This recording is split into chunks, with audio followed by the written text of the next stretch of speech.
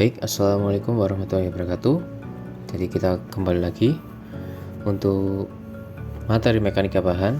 Jadi fokus kali ini kita akan belajar tentang tegangan geser ya. Jadi seperti materi sebelumnya ya, tegangan geser itulah rumus utamanya adalah tegangan geser sama dengan D dikali S per B dikali I. D nya itu adalah gaya lintang, kemudian S nya itu statis momen, B nya itu adalah lebar penampangnya atau tebal penampangnya, kemudian I adalah momen inersia. Kemudian nomenklatur lain, D itu bisa kita misalkan dengan V, kemudian S itu bisa kita misalkan dengan Q, B itu kita bisa misalkan dengan T.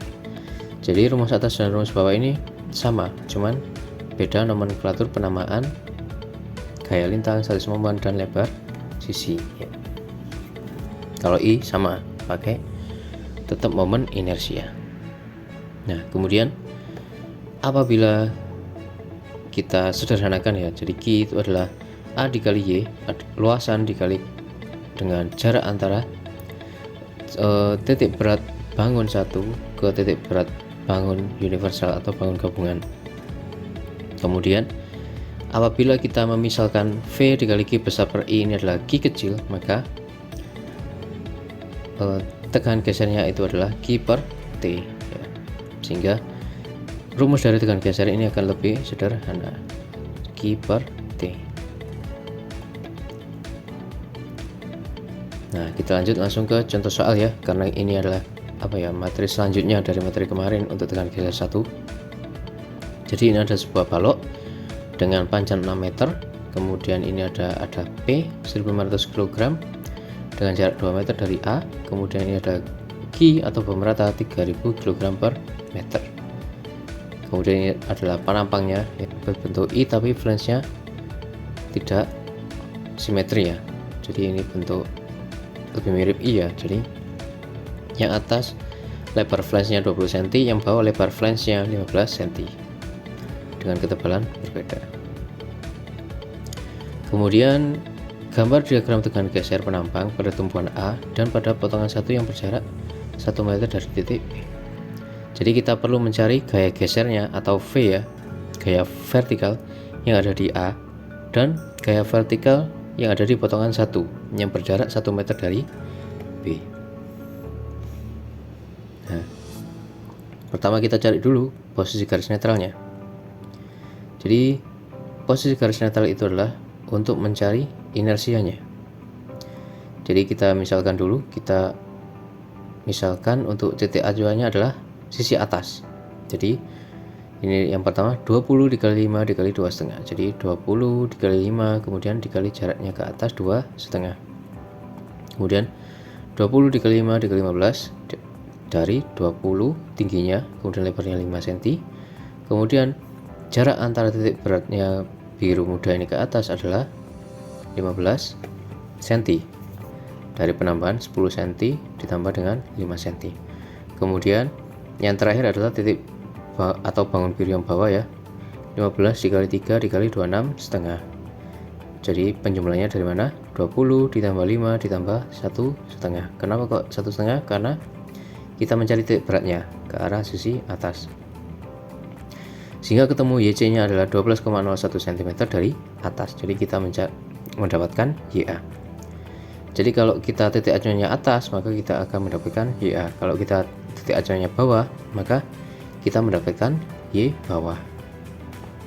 Nah, setelah kita mendapatkan garis netral, kita bisa menghitung momen inersianya. Momen inersianya yaitu IX0 ditambah dengan C kuadrat dikali dengan A.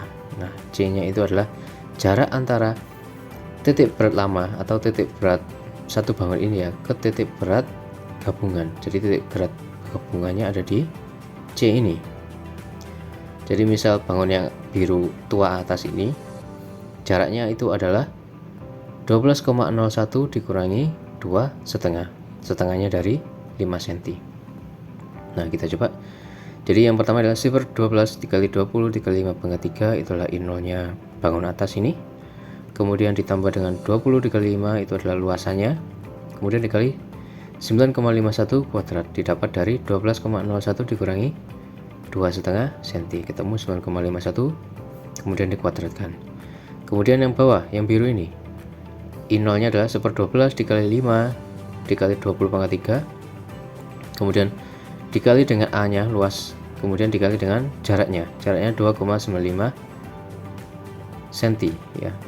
Ini nanti dikuadratkan. Didapat dari mana 2,95? 2,95 didapat dari 15,99 dikurangi 3 cm, kemudian dikurangi 10 ya. Didapat 2,95 cm. Kemudian ini adalah yang terakhir, 1/12 dikali 15 kali 3 pangkat 3, kemudian 15 dikali 3 dikali C nya, yaitu 15,99 dikurangi 1,5 cm, ketemu 14,49 kuadrat. Kemudian ini akan ditotalkan semua menjadi inersia total. Jadi itu untuk mencari momen inersianya.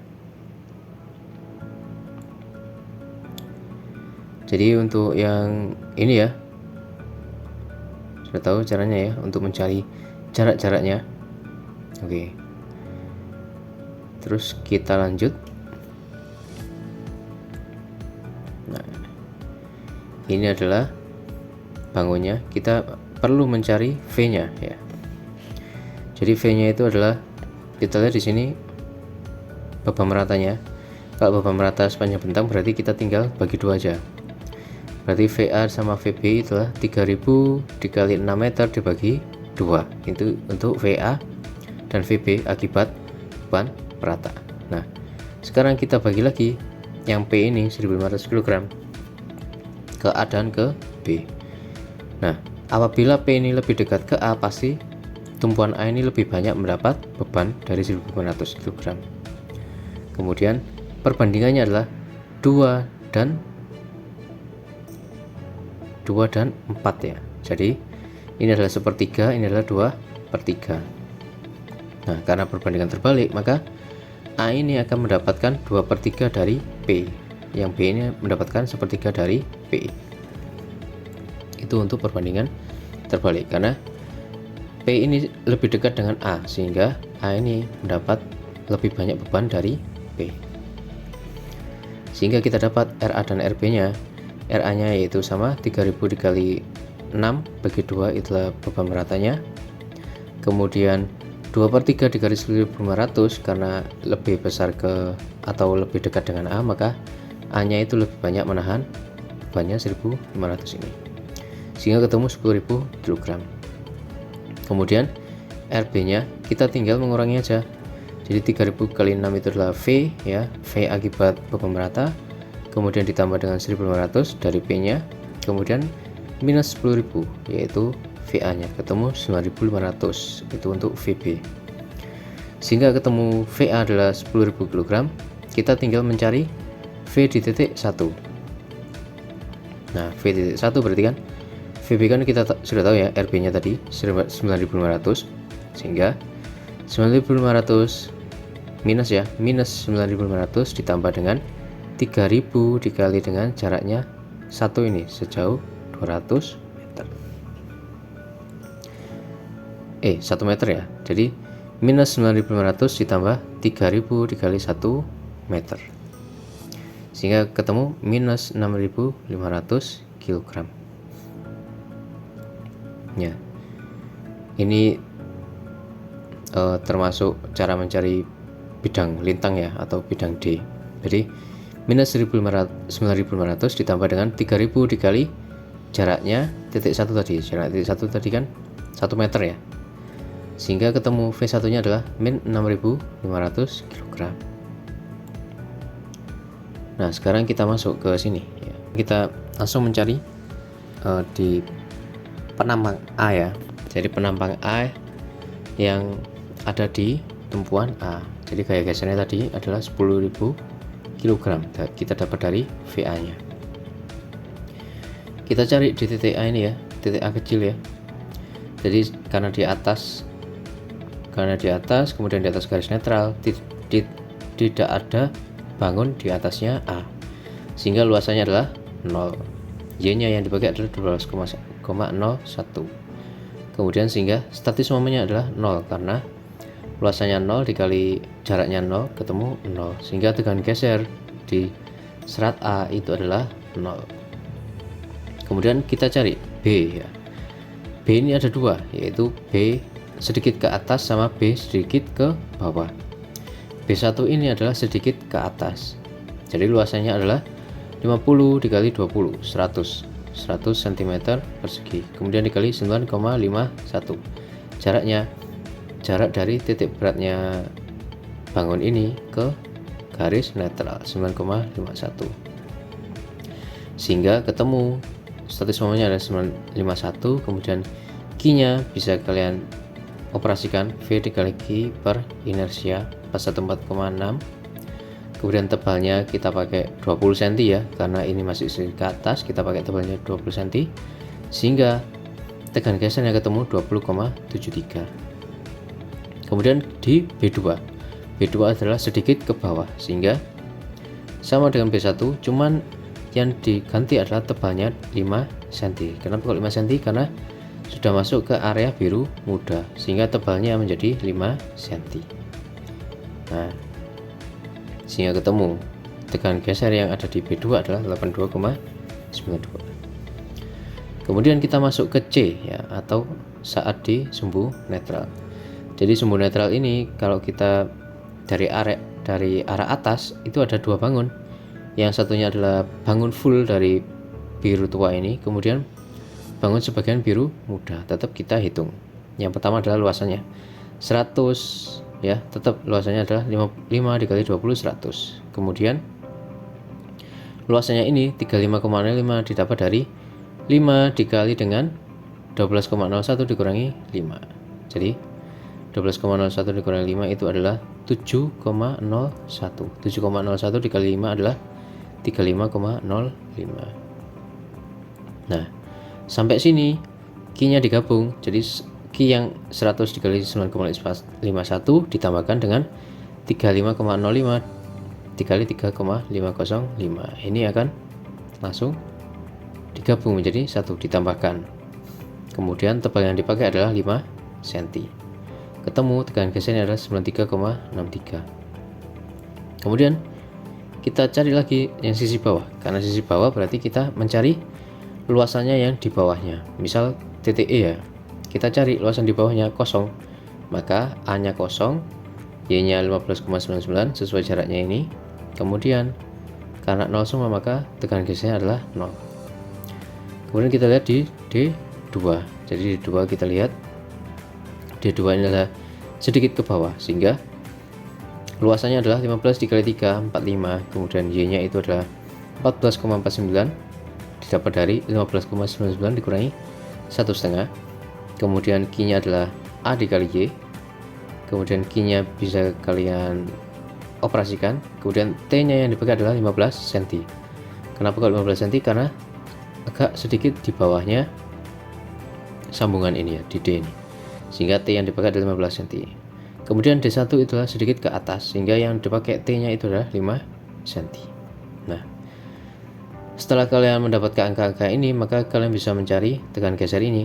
Ya, kita lihat di sini angka tegangan geser. Tegangan geser yang paling besar itu adalah di sentral atau titik normal, garis normal, sehingga tegangan maksimum itu, tegangan geser maksimum selalu ada di garis netral. Nah, setelah kalian dapat nilai-nilai ini, kalian bisa menggambarnya. Nah, sebelum kalian menggambar, kalian mencari dulu yang di penampang 1 sejauh 1 meter dari titik B. Nah, sama dengan tadi, tinggal V-nya yang kalian ganti. Jadi yang depan ini semua sama, yang V-nya kalian ganti menjadi 6500, sehingga ketemu tegangan geser yang berbeda karena gaya gesernya berbeda. Sehingga kita bisa melihat ya, dengan gaya geser 10.000 kg didapat tegangan geser maksimum adalah 93,63. Kemudian gaya geser dari 6500, tegangan geser yang didapat adalah 60,68. Jadi titik-titik ini itu adalah hasil dari yang kalian operasikan tadi. Misal 20,73, berarti ini adalah titik B1, sedikit di atas ya, karena lebih kecil. Jadi di sini ada lonjakan tekan geser karena di sini ada perbedaan tebal ya. Sehingga satunya 20,73, satunya 82,92.